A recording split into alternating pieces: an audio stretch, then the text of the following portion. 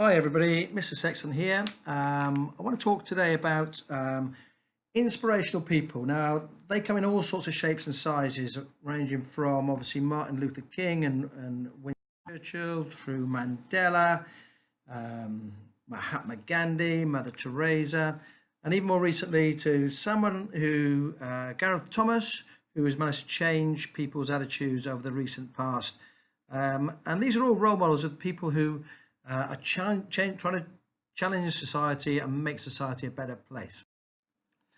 I want to talk about some inspirational people that are closer to home. So for me, the King John School has produced so many really, really good students, some excellent businessmen, some people from all walks of life. But I want to talk about two or three ex-students here who, through their own hard work and determination, have made it to the top of their profession. So in the middle there with the headband on is a fellow called Max Crumpton, who played for England at under 16 level, under 18 level and under 20 level, and went on to make a bit of a career for himself at Bristol and at Harlequins. And on the right hand side there, you've got Jackson Ray, who is still playing at Saracens and is one of their most highly capped current players. Both of those boys came through the school and they worked unbelievably hard in both their fitness work behind the scenes, but also in their trying to improve skills. On the bottom there, on the right hand side, is a fellow called Lewis Griffiths, who again came through the school and is now doing his dream job, touring with the Jersey Boys.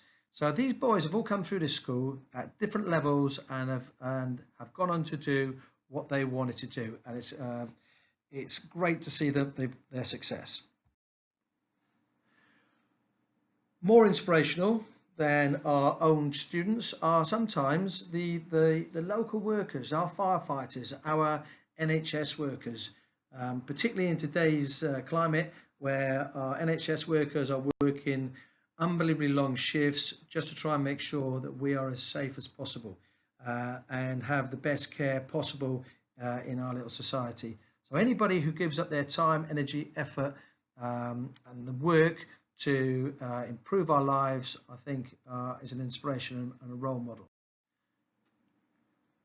Two younger people who have recently come into the limelight, as it were. Marcus Rashford, the professional footballer. Now, professional footballers often get a bit of a bad press about the amount of money they earn and some of their poor behaviour. Now, this young man has taken it on himself to try and right some of these wrongs, and he's putting money back and lobbying the government to make sure we look after a certain element of society that sometimes get overlooked. Okay, there are students still in this country who do not get fed. Okay, and he has brought it to the government's notice and has done a really good job in making sure that over the summer holidays, students will still be entitled to get what is a basic human need. The other student there on the right hand side is Malala, who unfortunately was shot while she's advocating for girls' studies. Again, another human right that everybody, every young girl, every person in the world should be entitled to. So young people today are role models as much as some of our more elderly and historical figures. I want to tell you briefly the story of this man. This man is an inspiration to me. I read his book a few years ago, and it's an interesting story. He's from Grenada, a little island in the West Indies, and he didn't really have a great deal of direction. He liked driving his go-kart, karting around the island. That was his passion, to be a driver. When he came over to England, he joined the army and then got his dream job as a tank driver, okay, which is a fantastic thing for him to do. Unfortunately, whilst on a tour of duty, he got ambushed, or his tank was ambushed, and he ended up getting shot in the head, shrapnel from a grenade sliced through his helmet and went into his head, into his brain. And throughout all of this, his only thought was, how can I make sure that my colleagues, my fellow soldiers can get back to safety? So he manoeuvred his tank out of the danger, got back to safety, whereupon he then collapsed and went into a coma. Now, he was later awarded the Victoria Cross for bravery, but for me, what sums it all up is his little quote at the top there. He doesn't think he was brave. He was just doing his job, looking out for other people. And that to me is inspirational, but also, someone who I think of, yeah, there's a role model. There's somebody who will go out the way to help other people. I have been very fortunate recently to be watching a little bit of television, and sport is a big part of my life. And I just want to briefly touch upon three characters.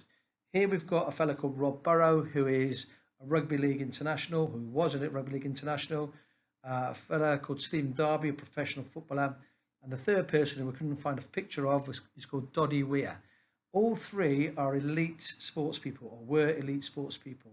And all three have been struck down by a condition called motor neuron disease. Now, for people who have been at the top end of their sport, it's that they find really difficult to cope with. These people have been really instrumental in trying to highlight motor neuron disease and how to try and battle against adversity. If you can, watch as much of this video as possible. If I can get it to play.